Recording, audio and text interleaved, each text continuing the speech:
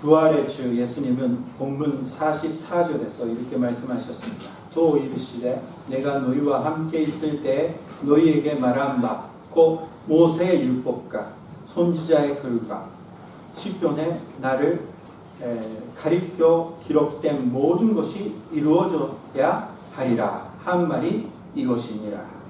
이것이라 하시고, 이거 무슨 말이냐면 구약 성경 전체를 통해 애원하신 것이 자신에게 일어났음을 나타내셨습니다.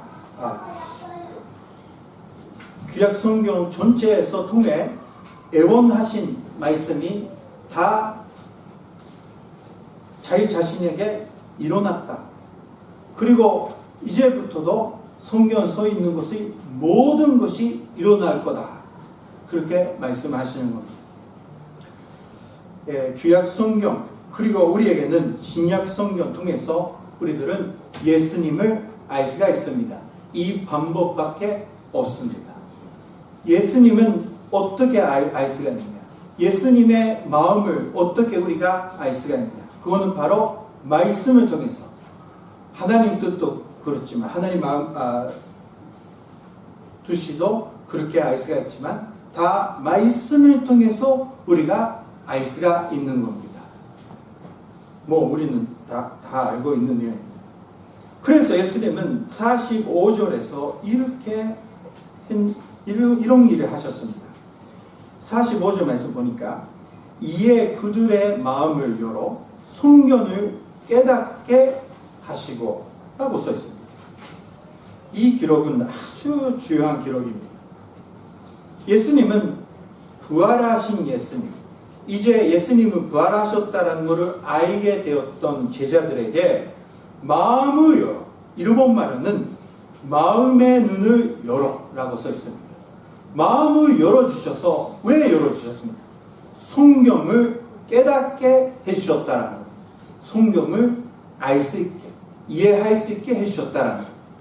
자, 여기서 우리는 심플하게 배울 수 있는 것이 있습니다. 그거는 바로 우리들은 예수님의 우리의 마음에 열어주시지 않으면, 우리의 마음의 눈을 열어주시지 않으면 우리는 성경을 이해할 수 없다라는 사실입니다. 그래서 주님, 오늘도 내 마음의 눈을 열어주세요라고 기도하는 자가 되어야 되는 겁니다. 우리가 배웠다, 지식이 있다, 성경 공부 많이 했다, 그런 힘으로서는 지금 예수님 말씀하시는 내용을 깨달을 수가 없다라는 겁니다. 저도 설교를 할 때 지금까지 알고 있는 내용이다. 오늘 주일학교 설교를 하는데 잘 알고 있는 내용이었습니다. 준비를 했습니다만 옛날에처럼 열심히 안 했어요. 솔직히 말해서 잘 아는 내용이다. 그럴 때가 있습니다. 잘 알고 있는 주일학교 그 내용이에요. 그래서 서서 설교를 했는데 얼마나 말이 잘 안 나오는지 아이들이 제 얼굴을 보면서 목사님 어느 이상해. 저는 그거를 알고 있는데 너무나 회개를 했습니다. 왜 그러냐면요, 잘 알고 있다라는 것이 다가 아닙니다. 알고 있는 내용을 확신을 가지고 설교를 할 수 있는 힘은 선녀님께서 옵니다. 알고 있다, 그거를 그냥 설명할 수 있다, 그렇게 생각하는데 아니거든요. 그래서 저는 설교를 하기 전에 선녀님이 반드시 나를 도와주세요. 선녀님이 도와주시지 않으면 잘 설명할 수 있더라도 듣고 있는 형제자매 마음속에까지 안 들어갑니다. 선녀님이 도와주시지 않으면 그 말씀이 우리 마음을 뜨겁게 할 수가 없습니다. 이렇게 알고 있고 기도합니다만 가끔 그런 것을 잘 안 될 때가 있습니다. 자, 우리는 예수님의 우리의 마음의 눈을 열어주시어야만 우리는 말씀을 알게 됩니다.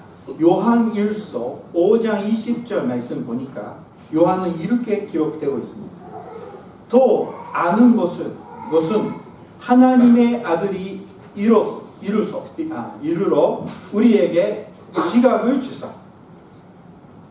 우리로 잠든 자를 알게 하신 것과 또한 우리가 잠든 자 곧 그의 아들 예수 그리스도 안에 있는 것이니 그는 참 하나님이시여 영생이시라. 자, 이 전반 부분 보십시오. 또 아는 것은 하나님의 아들이 이르러 우리에게 지각을 주사 우리로 잠든 자를 알게 하신 것. 무슨 말입니까? 쉽게 얘기하면 예수님이 오셔서 우리가 하나님, 예수님, 하나님, 그리고 손녀님, 삼위일체 하나님을 알게 해주셨다라고 기록되고 있습니다. 그러니까 예수님을 통해서 우리는 이해할 수 있게 된다라는 거예요. 사랑하는 형제자매니 믿음 생활하면서 이해 못하는 일들이 생길 때마다 우리는 혼자 고민하지 말고 주님 나의 마음의 눈을 열어주셔서 볼 수 있게 해주세요 라고 기도할 수 있는 우리가 되면 좋겠습니다. 계속해서 하나님의 뜻을 깨닫고 주님과 동행하며 살기 위해 마음의 눈을 열어주십시오 라고 바라는 감사하는 자가 되어야 된다는 겁니다. 자, 다음에 예수님 하시는 말씀, 부활하신 예수님이 하신 말씀이지만 46절 말씀 보니까 또 이르시되 이같이 그리스도가 고난을 받고 제3일에 죽은 자 가운데서 살아난 것, 이것이 다 성경에 써 있다라는 것을 애원하고 있음을 나타내셨습니다. 그리고 나서 47절 48절 보겠습니다. 47절 48절 보니까 또 그의 이름으로 제사함을 받게 하는 회개가 예루살렘에서 시작하여 모든 족속에게 전하게 될 것을 기록되었으니 너희는 이 모든 일의 주인이라 라고 말씀하셨습니다. 이제부터 일어나는 것도 구약성경 다 써 있다라는 거예요. 예수님이 십자가 달려 죽으시고 3일 후에 부활하시는 것, 그리고 나서 예수님을 통해서 구원받고 모든 사람들이 예수님을 통해서 이제 죄 용서를 받게 되는 이 세상에 온다라는 것도 구약성경에 다 써 있습니다. 애원되고 있다라는 거예요. 왜 예수님이 이렇게 설명합니까?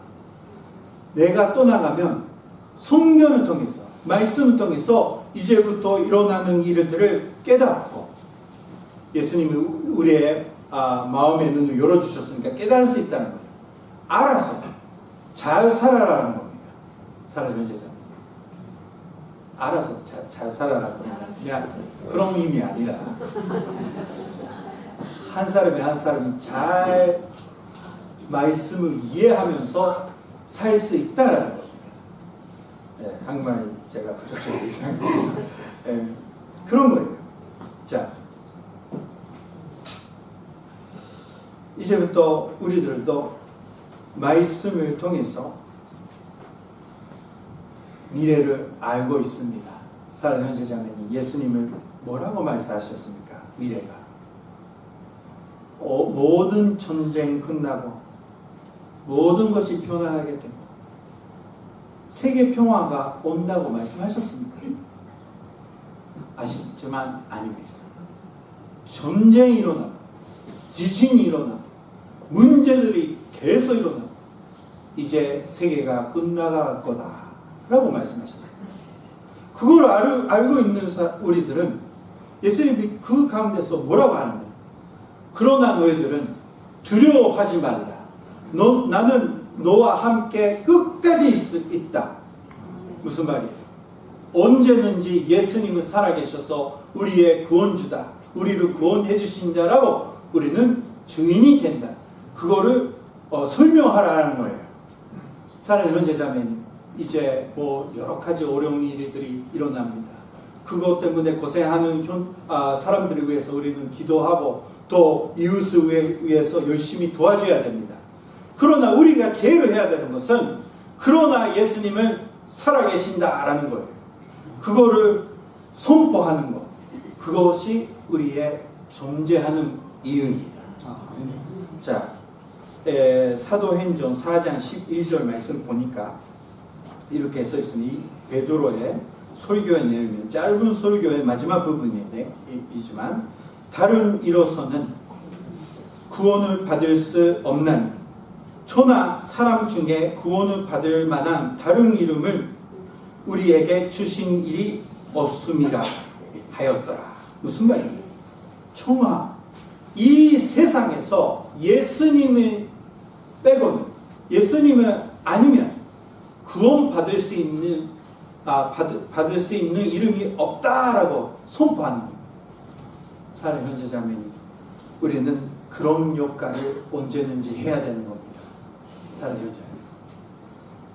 그래서 우리들은 예수님이 우리 마음을 열어주시고 성경을 통해서 우리가 지금 뭐를 해야 되는지 그것도 변함이 없습니다.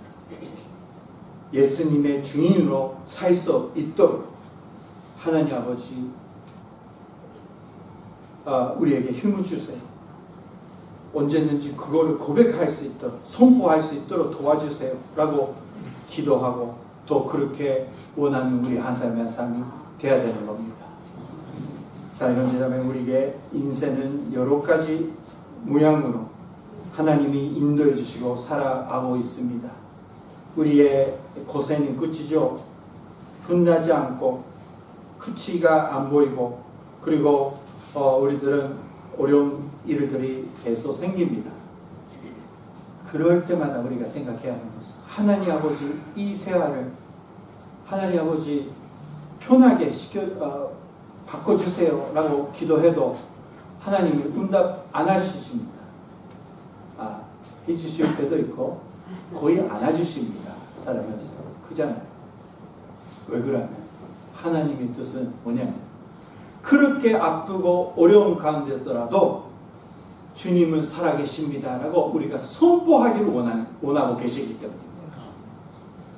그러니까 사랑하는 형제자매는 훌륭한 목사님들이 암 걸려가지고 고생하면서 돌아가시고 훌륭한 선교사님이 갑자기 사고를 당해가지고 돌아가시고 우리가 생각하는 세계가 아니잖아요. 우리가 인간적으로 생각하는 세계 있잖아요. 예수님을 믿으면 모든 것이 잘 된다. 그런 세계가 아니잖아요. 이제 우리는 인정해야 됩니다. 아직도 인정 안 하고 주님 축복해 주세요 라고 기도하는데 이제 사실 하나님의 뜻을 우리가 알아야 되는 겁니다. 제자들이 아니라 그 사도들을 보세요. 사도들은 예수님을 믿고 사도로서 사니까 편하게 살았습니까? 얼마나 힘들게 살았습니까? 왜 하나님은 그거를 용납합니까? 왜 그러면 어려울 때, 힘들 때, 힘이 없을 때 그때 100% 하나님이 이 사람하고 같이 있다라는 거, 100% 예수님이 이 사람을 도와주고 있다라는 거 보여줄 수 있기 때문에 있게 됩니다. 제일 중요한 말씀은 안 나오잖아요, 오늘. 그죠? 그러니까 우리가 부족하고 어렵고 잘 안 되는 인생 살고 있는 거예요. 자, 그거를 이제 주님 알겠습니다. 저는 참 힘들지만 그래도 감사하면서 살겠습니다 라고 그렇게 이제 용납할 수 있는 사랑 형제자매 되시면 좋겠습니다. 아직도 주님 아니에요. 절대 하지 마세요. 저는 잘 살고 있었습니다. 근데 잘 살고 문제 없는 사람 중에서는 하나님의 영광은 안 보입니다. 그러니까 선거하는 사람이 이제 간증하면 우리는 어떻게 하면 그렇게 장사가 잘 되고 어떻게 하면 그렇게 선거하는지 배우고 싶은 그런 집회가 됩니다. 훌륭한 사람이 와가지고 어떤 회사에 회장님 와가지고 저는 이렇게 기도했더니 이렇게 길이 열어주셨습니다. 이렇게 기도했더니 회사가 잘 됐습니다. 그런 이야기 들으면요, 우리는 우리도 그렇게 되고 싶으니까 그렇게 해야지 하는데, 그 간주는 사실은 잘못된 간주입니다. 우리가 간주해야 되는 건 뭐냐면, 잘 됐다라는 건 하나님의 영광이지만 제일 우리가 얘기해야 되는 것은, 저는 이렇게 부족하고 아무것도 없는데, 너무나 힘든데 하나님은 저를 통해서 이렇게 일을 해주셨습니다. 너무나 힘든 인생이지만 하나님은 나를 도와주셔서 영광을 나타내실 수 있게 해주셨습니다. 이렇게 해야 되는 겁니다. 사랑해요. 그러니까 자랑하지 말라 그런 거예요. 자랑하는 거예요. 자, 이제 49절 말씀 보겠습니다. 49절 말씀 보니까 볼지어다 내가 내 아버지께서 약속하신 것을 너희에게 보내리니 너희는 위로부터 능력으로 입혀질 때까지 이 손에 머물라 하시니라. 이 말씀을 우리 잘 알죠. 손령을 보내주신다는 약속입니다. 예수님을 믿는 우리들은 이미 손령을 받고 있습니다. 왜 예수님은 마지막으로 손령 받을 때까지, 손령님이 내려오실 때까지 기다리라 한다면, 언제든지 우리가 말씀을 깨닫고 하나님의 뜻을 알고 예수님의 주인이 될 수 있는 힘은 손령님이 통해서 우리가 받을 수 있다는 겁니다. 우리의 힘으로서는 안 되는 일입니다. 그래서 예수님은 손령님의 말씀, 손령님이 올 때까지 기다리라는 겁니다. 요한복음 14장 26절 말씀 보니까 이렇게 써 있습니다. 보혜사 곧 아버지께서 내 이름으로 보내실 손령, 그가 너희에게 모든 것을 가르치고 내가 너희에게 말한 모든 것을 생각나게 하리라. 손령님은 우리에게 모든 것을 가르쳐 주시고, 예수님 하셨던 말씀, 우리가 배워왔던 말씀, 설교를 통해서 배워왔던 말씀, 그거를 필요할 때마다 생각나게 손령님이 역사해 주십니다. 그러니까 이게 어떻게 해야지 할 때마다 마음속에 말씀이 나타나요. 이럴 때는 이렇게 하라, 이럴 때는 이렇게 하라, 그렇게 깨닫게 해주시는 겁니다. 손령님이 도와주시면 우리는 언제든지 예수님의 증인으로 살 수 있게 됩니다. 자, 우리는 오늘 기본을 다시 한번 확인했습니다. 예수님의 우리의 마음의 눈을 열어주시지 않으면 우리는 말씀을 이해할 수가 없다라는 거예요. 그러니까 눈을 열어주세요라고 언제든지 기도해야 돼요. 그리고 나서 그거를 깨달으면 때마다 우리가 어떻게 살아야 되는지, 어떤 믿음이 가지고 살아가야 되는지 알고 있기 때문에 이제 그거를 선포하는 자, 가르쳐주는 자, 가족들에게 가르쳐주는 자, 그런 사람으로, 예수님의 증인으로 우리가 살아야 되는 겁니다. 그렇게 살아려면 우리의 힘으로서는 안 되니까 손녀님이 우리를 도와주신다.